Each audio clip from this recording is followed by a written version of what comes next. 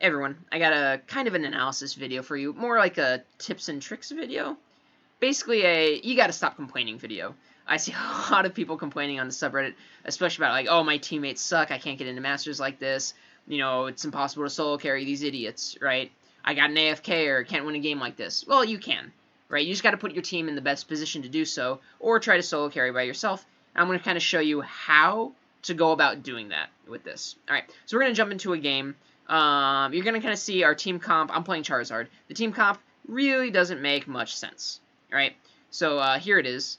And basically, the Greninja and Blastoise both locked in jungle at the beginning of the game. And once we loaded in, the Blastoise held fast, and the Greninja came with me bottom, leaving Pikachu and Zeraora up top. Right? Very weird team comp, but you know what? Anything can work. So Greninja comes down, he dies once in lane, and decides that, nope, that's it. After 1 minute, he's going in the jungle with the Blastoise, because, yeah, they don't really, he's pretty much has already given up on this game. Dreadnought happens, get a little bit of a late rotation down from the Zeraora and Pikachu, and we get killed right in front of our goal, and then after it's taken, because we're just, 5v3 essentially at bottom for, like, a little while, and then they take the goal and they go ahead and take Dreadnought. And at this point, the Greninja has basically given up on the game. Right? So, yeah. Here's this. Whoops. Sorry. I didn't have that muted. Anyway. So, at this point, I am going to give up on Dreadnought. We're not going to snipe it. The only thing I can do is waste my time doing that. Right? Maybe I can snipe it, but the likelihood is very low. I think the best chance is to go farm. Unfortunately, like I said, this Greninja has decided that he's going to ruin the game, right? And so, but actually, I'm going to let him get that, because he's only level 8. I want him to hit level 9, right? That way he can fight. So, even though he's being very selfish, and, trying to ruin the game on his own, and you're going to see him spam that, keep the pressure on, constantly throughout the game, which is really annoying and very difficult to focus around. But, so I'm like, okay, he'll get 9 from that. I'll start getting 9 from this, but nope, he's going to steal as much farm as he can, because in his mind it's all about him, right? Anyway, so basically what I need to do is get to the other side of the map as safely as possible to get my farm. So here we'll, maybe I can like speed this up instead. Whoops, that's not it.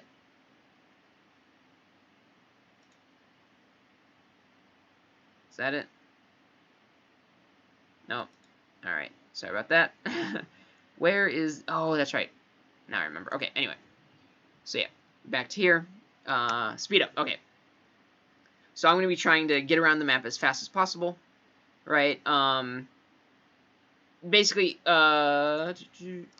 get the... as big farm as you can, right? Watch my levels after I take out this Bouffant, right?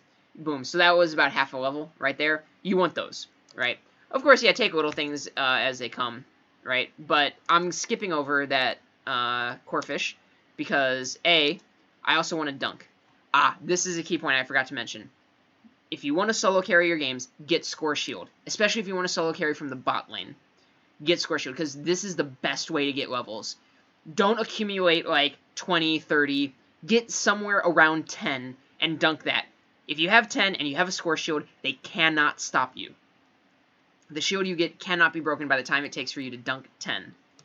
Alright, so here we go. And then I'm just going to move from here into their jungle, right? Now, granted, it's not going to be, full of everything, but as you can see, there is some stuff here. People prioritize the Ludicolo. It's very good early in the game.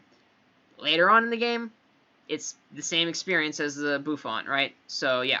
Might as well, they leave it for you, right? I can take it. Now I'm halfway past level 9 as well, and this is where you want to start getting active. Once you hit your power spike from you're kind of AFK farming yourself. You've kind of accepted that they're stronger than you right now. You need to get on their level. If they're moving around as a unit, you all need to spread out and take as much farm to make it even, which is what I'm trying to do, right? And actually, the Greninja is also doing that. The Greninja is, even though he's not helping, he's kind of helping win the game. This is going to sound really bad, but when someone decides to AFK farm on your team, you can't just go into, well, this game is over mode. The thing is, you now have to play their game, right? You have to let them do that thing, because now it's now 4 protect 1, right? Let them get the farm. If you think that they think they're going to carry at 15, right? This is your best chance of doing it. It sucks. You have some child who decides, petulant child who decides that, they're going to dictate how you play the game, but you have to listen to them. You have to play their game if you want to win. And so we kind of do that. I don't know if everyone does it willingly, but at least I do. So here, I now encounter their Venusaur, who is 1 level higher than me, but Charizard is much stronger. Yeah, especially one-on-one. Yeah, there's no way. He had no chance. Best thing he could have done was try to run away. They're going to try to get in on me. And again, level 11, level 10, but they don't have their ultis, and I do. And so I'm just going to go ahead. I'm going after the Zeraora. I think it's an easier kill, right? And so it is what I do, right? Yeah, he's going to pop his ulti, but you all know how I think about Zeraora ultis. Not very effective. He's doing quite a bit of damage to me, but luckily I got my Focus Band. He's going to have his as well, but the thing is, I think at this point he realizes, oh, he's got Focus Band active. I'm not winning this fight anymore. And it's true. He's not winning this fight anymore. Pikachu comes in and was kind of unnecessary. I was going to kill him anyway. Yeah, I was going to get a Fire Punch, another Fire Punch. It's over. And so, basically now, other people are dying, and it's even again, right? So, the best thing to do here is, now that it's even, again, this Greninja is really getting on my nerves at this point in the game, is to continue with that. Sorry about that. No, it's my phone screen kind of locked, or my phone lock screen. Anyway, yeah, so here, I'm going to die here, but basically, at this point, I am now powerful, and levels are kind of evened out, right? This is how quickly that can happen. At 6 minutes, we were way behind. People wanted to give up. We had at least 2 people voting to surrender, and now the game is completely even. In fact, I feel like we are stronger, right? So, yeah, here I go dying, right? And let's go ahead and press skip through that. Yeah, whoops. Yeah. Here you can see exactly how strong I am. Again, Pikachu does not really need to be here. That was going to be a kill. He could have jumped away from me somehow, but it's not going to happen. And then again, I want to get my level 13, so I get upgraded Flare Blitz right here. So I'm going to dunk this, right? I could have waited for Pikachu, but, yeah. I didn't really want to give the Greninja a chance to dunk his 50 over me. So, that was one reason why I went for it. Yeah, and we just took the last Dreadnought. We just took Rotom, right? You can kind of see how, yeah, we are now back in control of this game. In fact, we're ahead, right? And as Zapdos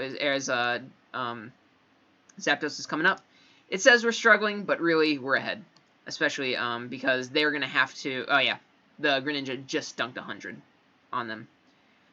Yeah, so we kind of did exactly what we needed to do. Yeah, basically... Oh, sorry.